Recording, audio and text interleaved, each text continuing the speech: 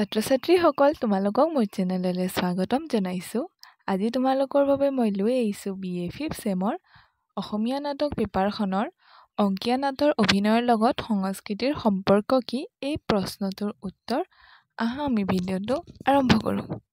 উত্তৰটি হ'ল কালিৰাম মেধি ডাঙৰীয়াই তেখেতৰ অংকীয়াৱলী ইংৰাজী পাতনিত সংস্কৃত নাট আৰু নাট্যকলাৰ লগত অংকীয়া নাট আৰু অভিনয়ৰ কলাৰ সাদৃশ্য প্ৰদৰ্শন কৰিছে।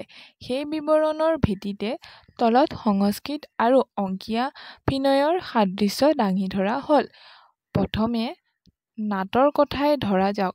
নান্দী, সূত্ৰধাৰ, প্ৰৰোচনা, প্ৰস্তাৱনা, শ্লোক আৰু মুক্তিমঙ্গল এইকেইটা প্ৰয়োগৰ ক্ষেত্ৰত অসমীয়া নাট্যকাৰ সংস্কৃত নাটৰ ওচৰত ধৰুৱা বুলি ক'ব লাগিব। এটা বা দুটা নান্দী গীতেৰে সংস্কৃত নাট আৰম্ভ হয়। দেৱতাসকলৰ আনন্দ বৰ্ধককাৰী কাৰণেই এই গীতৰ নাম নান্দী। উদাহৰণস্বৰূপে মালতী মাধৱত দুটা নান্দী শ্লোক পোৱা যায়। প্ৰথমটোত বিনায়ক আৰু দ্বিতীয়টোত মহাদেৱক প্ৰণাম জনাই মংগল প্ৰাৰ্থনা কৰিছে।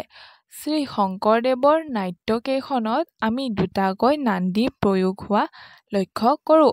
প্ৰথমটোত নাটৰ বিষয় নিৰপেক্ষ উপাস্য দেৱতাৰ প্ৰতি প্ৰাৰ্থনা আৰু দ্বিতীয়টোত নাট্যবস্তুৰ ইংগিত বা আভাস থকা প্ৰাৰ্থনা পোৱা যায়। সূত্ৰধাৰ নামটো সংস্কৃতৰ নাট্যশাস্ত্ৰ সংস্কৃত নাটৰ সূত্ৰধাৰৰ দৰে নান্দী, প্ৰৰোচনা আৰু প্ৰস্তাৱনা অংকীয়া নাটৰ সূত্ৰধাৰেও উত্থাপন কৰে।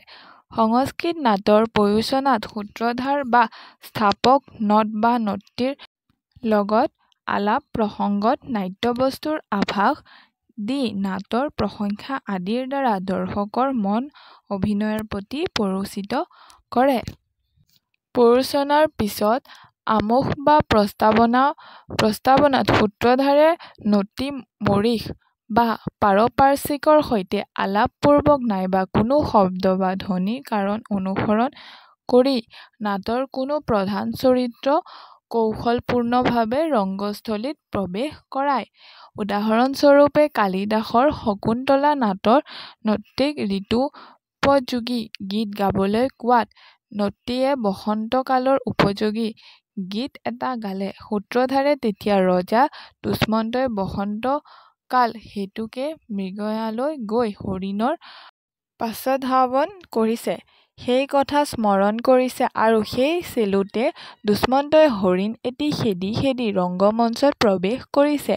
অংকীয়া নাটত সূত্ৰধাৰে হে সংগী আকাশে কি বাদ্য বাজত বুলি প্ৰশ্ন কৰি শেষত আহ পৰম ঈশ্বৰ কৃষ্ণ মিলল এই বুলি প্ৰধান চৰিত্ৰ কৃষ্ণ বা ৰামক প্ৰৱেশ কৰায়। প্ৰস্তাৱনা অংকীয়া নাটৰ মুক্তিমঙ্গল সংস্কৃত নাটৰ ভৰত বাক্যৰ সৈতে একে। পাৰ্থক্য মাত্ৰ ইমানেই যে ভৰত বাক্য সাধাৰণতে সভাসদৰ আৰু জগতৰ ধৰ্ম অৰ্থ আৰু কাম বৃদ্ধিৰ বাবে কৰে, কিন্তু অংকীয়া নাটত সূত্ৰধাৰে আৰু সহযোগীসকলে কেৱল দৰ্শকৰ সুখ কামনা কৰি মুক্তিমঙ্গল ভটিমা কীৰ্তন কৰে। মেধি ডাঙৰীয়াই অংকীয়া নাটৰ সংস্কৃত শ্লোকৰ লগত সংস্কৃত নাটৰ মাজে মাজে থকা বৃত্তবন্ধ কাব্যগ্ৰন্থি স্তৱকসমূহৰ লগত তুলনা কৰিছে। মেধি ডাঙৰীয়াই সংস্কৃত নাটৰ সন্ধিপঞ্চক অংকীয়া নাটতো বিদ্যমান বুলি মত প্ৰকাশ কৰিছে। নাটকত ৫টা অংগ থাকে, গতিকে তাত বস্তু বিকাশৰ ৫টা সন্ধিস্থল স্পষ্টভাৱে প্ৰদৰ্শন হয়। ৰুক্মিণী হৰণ, ৰাম বিজয়, পাৰিজাত হৰণ আৰু কেলিগোপালত পঞ্চ অৱস্থা অনুমান কৰিব পাৰি, যেনে আৰম্ভ, যত্ন, প্ৰত্যাখ্যা, নিয়তাপ্তি, ফলাগম। কিন্তু পত্নীপ্ৰসাদ, কালিয়া দমন আৰু মাধৱদেৱৰ ক্ষুদ্ৰ নাটিকাকেইখনত উক্ত অৱস্থা পঞ্চক বা সন্ধিপঞ্চক নিৰ্দেশিত বা সূচিত হোৱাৰ স্থলেই নাই। ৰুক্মিণী হৰণ নাটত সন্ধিপঞ্চক সূচিত হোৱাৰ স্থলেই নাই। ৰুক্মিণী হৰণ নাটকত পঞ্চকাৰ্য অৱস্থা হ'ল সুৰভি আৰু হৰিদাস ভাটৰ মুখেদি পৰস্পৰে ৰূপ গুণৰ কথা শুনি কৃষ্ণ ৰুক্মিণী উভয়ৰে মনত পূৰ্ব ৰাগৰ সঞ্চাৰ হোৱা অৱস্থাই নাট্যবস্তুৰ প্ৰাৰম্ভাৱস্থা আৰু মোহসন্ধি ৰুক্মবীৰৰ বাধা বেদনিধিৰ দ্বাৰকা যাত্ৰা আৰু কৃষ্ণৰ লগতে কুন্দিলৈ আগমনে যত্নাৱস্থা আৰু প্ৰতিমুখ সন্ধি নিৰ্দেশ কৰে। ৰুক্মিণীক হৰণ কৰি কৃষ্ণৰ দ্বাৰিকাভিমুখে যাত্ৰাই প্ৰত্যাখ্যা আৰু গৰ্ভসন্ধি সূচনা কৰিছে। শিশুপাল আৰু পিছত ৰুক্মবীৰে কৃষ্ণক আগভেটা দি যুদ্ধ পতা অৱস্থা বিশেষ নিয়তাপ্তি আৰু অৱমৰ্ষ সন্ধি সূচনা কৰিছে। ধন্যবাদ।